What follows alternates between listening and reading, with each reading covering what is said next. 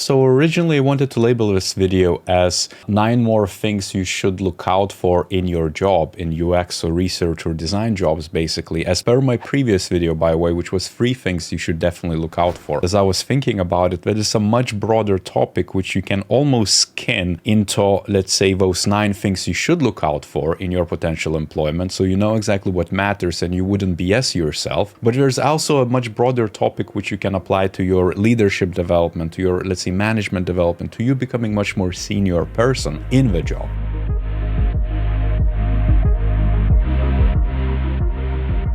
These principles and fundamentals and borrow from this awesome book 9 Lies About Work, and with a subtitle A Free-Thinking Leader's Guide to the Real World by Marcus Buckingham and Ashley Goodall. Let's dive right into it. First lie we tell to ourselves or to others, or we hear from other people, is that people care which company they work for. And this is kind of common in the junior years, because once you start, you're like, oh, you know, all the FAANG companies like Google, Facebook, and Netflix and everything in between are like very attractive because it seems like you would work on something super impactful. But once you enter the market and you work enough years, you soon realize that what matters more is not really the brand, the logo in your resume, but the actual teams. As I was saying in a previous video, it's the immediate people, you know, who you're reporting to, your managers. You know, they don't respect UX research or they don't understand it, you're gonna have a very bad time. Even if your company might be one of the big tech companies who might have a, you know, a surface or like a marketing of a good UX or being kind of like a thought leader in the space, it might not matter at all if your immediate team is quite crap. And it's almost like a learning point again to, you know, finding a UX opportunity or job that perhaps you should dig deeper into who you're gonna be working with instead of for as a company. And the next lie is very, very common. And it's almost like that, I guess, Albert Einstein's quote, he would be given an hour to solve a challenge, he would spend like 50 minutes and then a few minutes to actually action it, because he would want to plan. As UXers, because we're respective of the user research and discovery, at least you should be. And then, you know, the last bits are all that kind of like ideations, prototyping and testing and things of that nature. So it comes to us naturally. However, in that book, and specifically that book, what they're more advocating and you know, observing of what matters in the market, in the success of the teams, in the success of the products, of the companies, the action-driven intelligence, ability to adapt, ability to actually, you know, be quick on your foot, know a lot of different tools, know a lot of different insights from the research, but also being able to action it. If you remember from my previous videos where I was talking about user research matters only if you can action it. If you cannot do anything with that research, that insight, that themes, well then why would you even want to do the research? So again, if we go back to the things you should be looking in, you know, your next employment or opportunity, make sure that the team does research, but make sure it's actionable, make sure that they're moving fast enough, because otherwise you might end up in the cul-de-sac. And if you don't know yet what the cul-de-sac is, I'm probably gonna be actioning a video before this one or the next one explaining it, where you kind of like, you know, you get to a dead end position. But anyhow, that's for another day. Next one is that the best companies cascade the goals. Ultimately, they become too prescriptive, especially in UX. What matters more is really why you do what you're doing. So for example, from your immediate team or your product teams, the truth would be that the best companies cascade the meaning. It's not just to produce yet another asset, another product. It's to achieve some sort of goal. And it could be that you just want to retain more customers or engage new customers. That's the why. And that then you should, as a professional, as a UXer, take on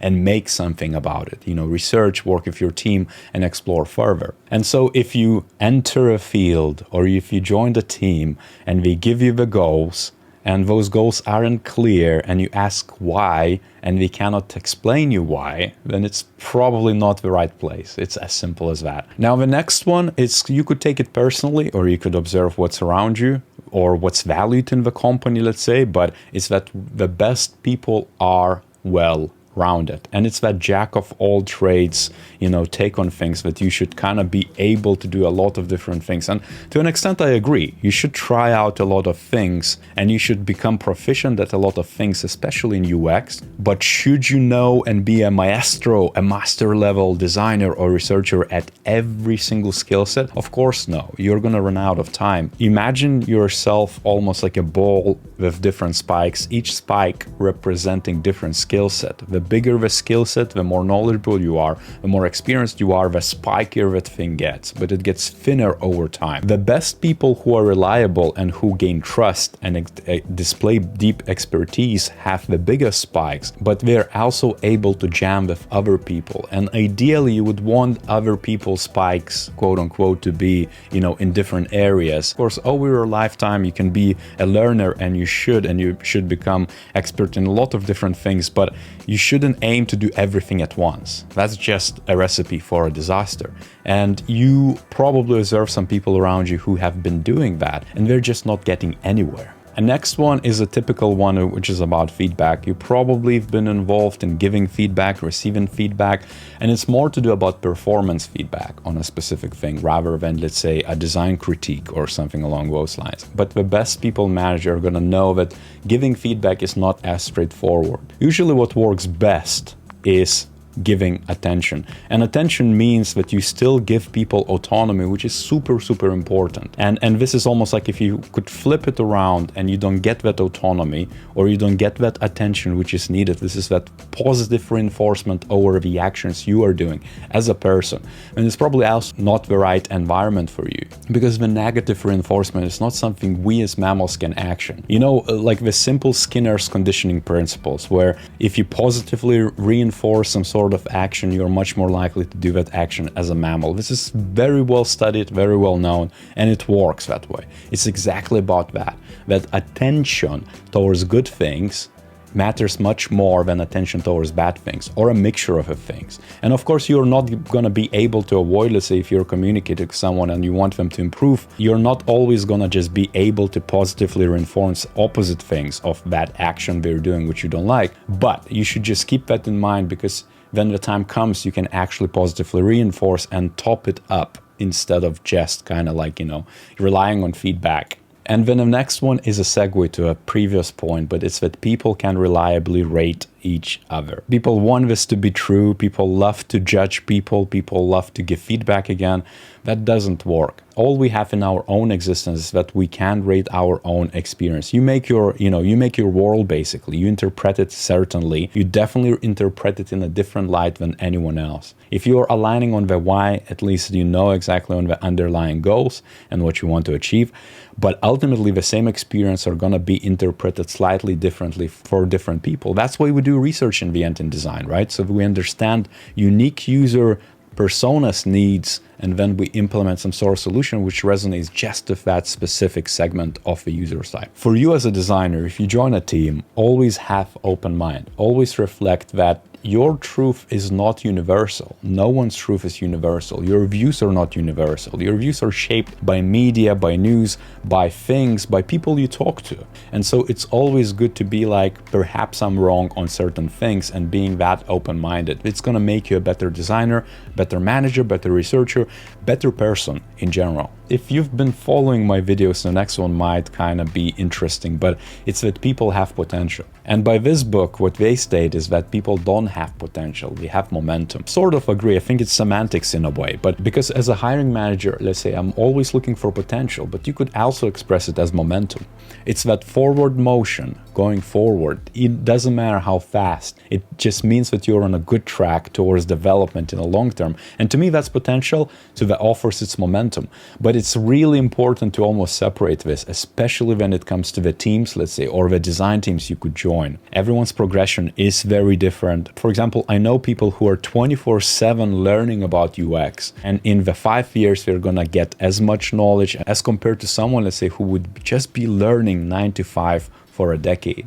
It's ultimately, you know, some people are very driven, some people are less driven, some people are focusing on family, some people are focusing on careers. That's totally fine. Ultimately, you are going to need to evaluate yourself of what matters to you, but also know what teams you're going to join. Because if you're going to join design teams who are very high momentum, very volatile, it's just almost like a roller coaster up and down, but super intense, super stress driven, you need to know what you're joining. Ultimately, it's that like number 7 item for you to consider when you join different teams. It's like, is this the right thing which matches you? And it's almost like you can, of course, adapt to different things, but is that quote-unquote fit people talk about when they, let's say, reject people? It often comes down to that, you know, let's say if you worked in corporate scenarios, startups might be wary of you because you might not be as nimble or work those crazy hours or things of that nature. That's a thing. Now, the next one is definitely going to be controversial, but that's fine. This is something which is worth ironing out. Let's say work-life balance matters most. People are crazy about it, but I don't think people understand fully of what this means. And ultimately, if this is a myth, based on all that research the authors did, the opposite of that is love in work matters most, because that's what work is really for. And I have very, very different spin on that. If we would take something and we would discuss, let's say, burnout and what causes burnout, it's not those wishy-washy holiday taking and time off activities. There has been so many studies, and in particular, I'm remembering one of the studies which clearly stated that time off is one of the last things what causes people to burn out. The lack of time off, sorry. What's more important is autonomy. It's clarity in expectations. It's good management above. It's the purpose. It's the whys. It's understanding why you're there. But autonomy, being able to do your best work in that capacity you have, is the most important thing. And lack of it is actually contributing to burnout. That's why when, let's say, companies, now it's almost like the biggest PR move when they're stating, oh, we gave our employees a week off or 2 weeks off. It's like such a BS. Throughout the world, burnout is almost like a common theme. And it's because the reasons are very different. And why does it matter to you? Well, because you're going to join different teams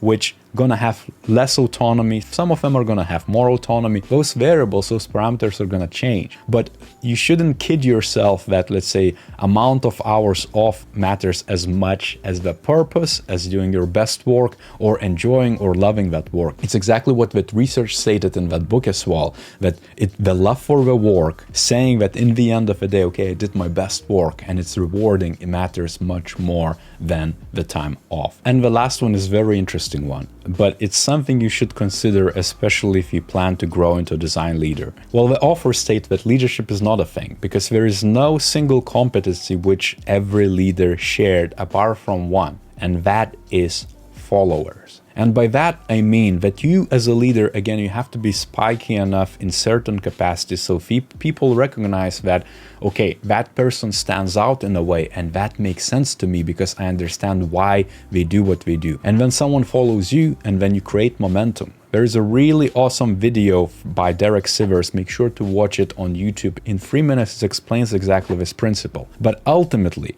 everybody leads. If you would join the team, a design team right now, there would be leads, there would be leaders, but if you're a better leader than that specific formal leader, people are going to choose to follow you, even if they are the ones who are structurally made to be the leader. You need to be bold enough to make that step. So for example, if you want to grow into a leader, and maybe you're a senior designer, or you're just midweight designer, or maybe you're just a junior who is going to join a firm where you're a first designer, you're going to need to choose to be leader in UX and provide that thought leadership. You're going to need to choose to be bold enough and step forward and allow someone to follow. And most of the time, nobody's going to follow you. And that's totally fine, because over time you're going to develop that spikiness and understand exactly where you should be adding and what you should be doing. And in the end, if nobody follows you, you're at least personally leading yourself into the truth, as long as you actually act on the right thing, which could be user centricity or doing user research in UX or something as important as that. If you like videos like that, make sure to let me know in the comments down below, because I'm just going to be producing things which I think are going to be beneficial to anyone. Doesn't matter if you're a junior, midweight, senior, lead, head of, whatever. I think everybody can learn a lot from these type of things. And make sure to pick up again that book. If you like this video, smash that like button, share this with a friend, subscribe to this channel, and on that note, I'll see you next time.